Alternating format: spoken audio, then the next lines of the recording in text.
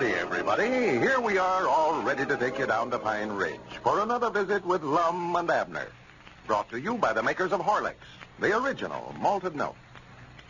Folks, Lum and Abner have received so many requests for those flashlights that I'll bet a lot of you are using Horlicks for the first time. Well, if that's the case, you'll be surprised to learn of the great number of uses this delicious, nourishing food drink really has. In the first place, for weight control. Try drinking a glass of Horlicks, either hot or cold, for your noonday luncheon. See how refreshing, how sustaining, how easy to digest Horlicks is. It will keep you alert. You won't have that drowsy feeling that is often caused by a heavy, hard-to-digest meal. Horlicks is a wonderful drink for the youngsters, too. Its precious vitamins and minerals help children build sturdy, healthy bodies, sound bones, and teeth. I'll have a lot to tell you about other uses of Horlicks this week. Listen carefully. And now, about that offer Lum and Abner are making. You know, folks, they've received so many requests that the flashlight factory is swamped. Yeah, but everyone who sent in a wrapper and 10 cents will receive his flashlight as soon as they can be made. Now, if you haven't already sent for your flashlight, you'll want to do so at once. I'll tell you all about it after we hear Lum and Abner. Right? And now, let's see what's happening down in Pine Ridge. Lum and Abner have received enough orders for flashlights now to enable them to start restocking the Jot 'em Down store. 2 big truckloads of merchandise has been delivered today, and the old fellows have been busy arranging it on the shelves. As we look in on Pine Ridge today, we find Abner out on the front porch of the Jot 'em Down store, talking to Dick Huddleston. The race for president of the new store seems to be causing some dissension between Lum and Abner. Listen. Oh, he's doing anything he can to get folks to vote for him. Like that stunt he pulled on me Saturday. If that ain't cheating, I don't know what you'd call it. I give Cedric $1.50 to carry that sign for me saying, vote for Peabody for president, and then Lum come along and give Cedric another $1.50 to let him paint some more reading on the sign. Yeah, I saw Cedric carrying the sign around all day Saturday. I thought he was carrying it for Lum. It had on there, vote for Abner Peabody for president of the United States, and vote for Lum Edders for president of the Jot 'em Down store. Yeah, that's what Lum added on there. Cedric done carried it all day before I knowed anything about it. Well, trouble is, Abner, you just haven't had enough experience in running for office. Lum's an old-timer at this campaigning. He's been running for some kind of an office ever since I've known him. He's always mixed up in politics somewhere or other.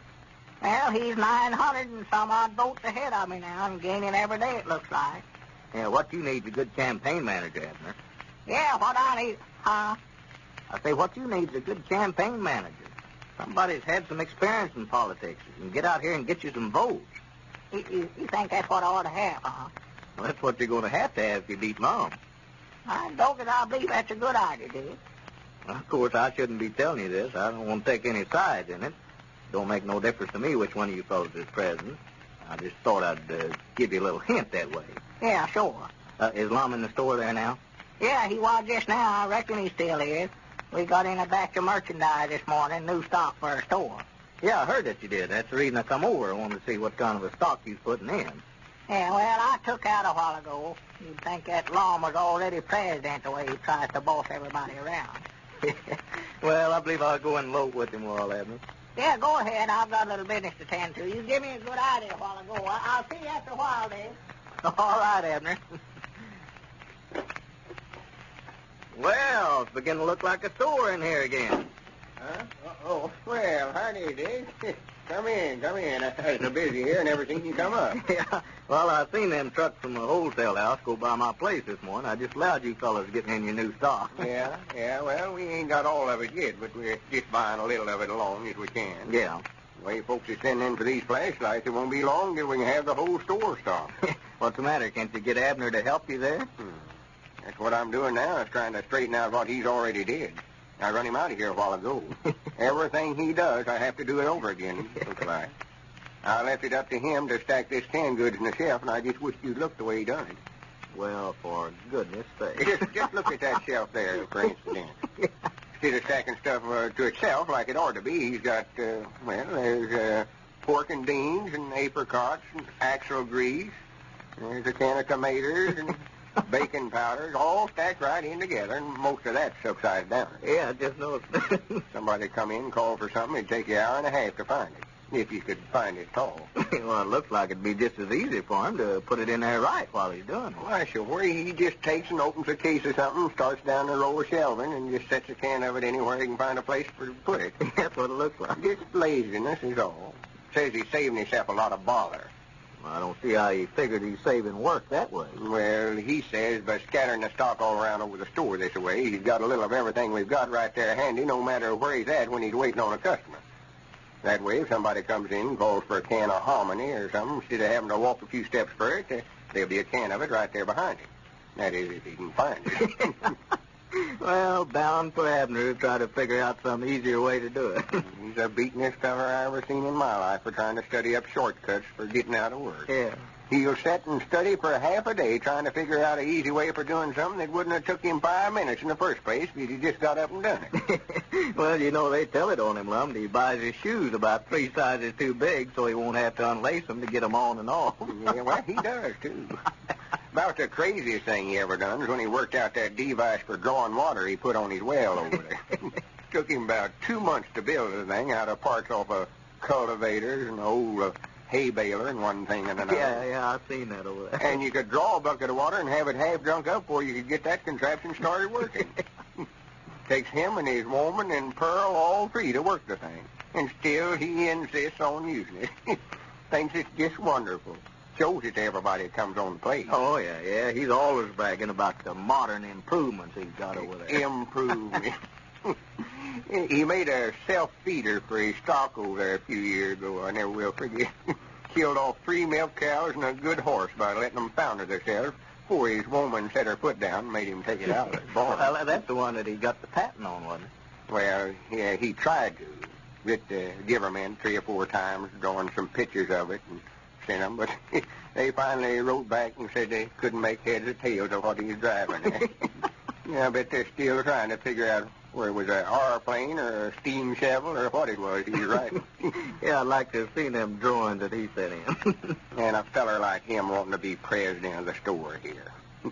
If he was to get elected, he'd spend half his time trying to study up some way so those folks would have to wait on themselves. Yeah. I'd like to see this store about a month after Abner had a chance to try out a few of his inventions down here. Yeah, Lord. Turn him loose, no telling what all he would have rigged up down here. Be about like the time he bought that new automobile and rigged up that device to keep everybody from stealing it. No, I don't believe I heard about that. Don't you know, he was scared somebody might try to steal his car out of the barn at night, so he fixed a big shelf up over it and put a bunch of tin cans and a bucket and an old wash tub and one thing and another, put them up on the shelf so when they started to back the car out, they'd sort of trip the shelf and then all them tin cans and things would fall down and scare them off.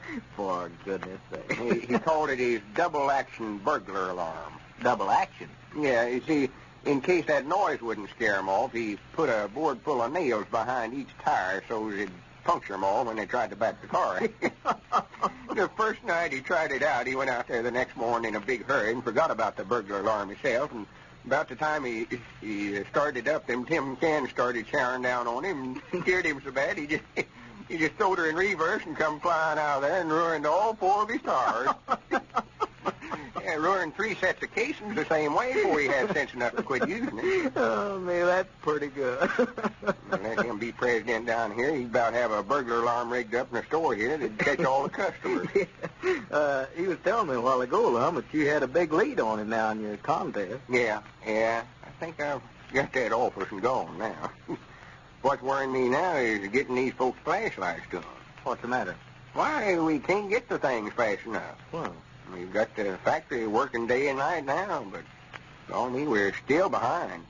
I'm just feared some of the folks are going to be getting impatient. Why, yeah, I just supposed you mail them out just as fast as the letters come in for them. Well, that's what we aim to do, but the letters have been coming in faster than they can make the flashlights even. Yeah. I never knowed we had so many friends out on the party line. Well, you won't have long, Lum, if you don't get those flashlights out to them. Oh, well, they'll all get them.